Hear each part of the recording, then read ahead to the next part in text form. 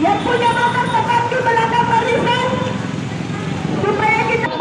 Hari ini kami adalah satu-satunya partai politik yang menempatkan diri sebagai oposisi yang pemerintah saudara-saudara sekalian. Kami menegaskan bahwa PT Freeport Indonesia Barisan masing-masing jadi tetap pada barisan buru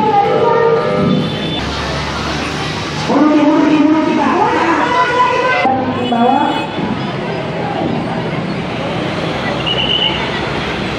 kemudian harus dinasionalisasikan oleh pemerintah Republik Indonesia.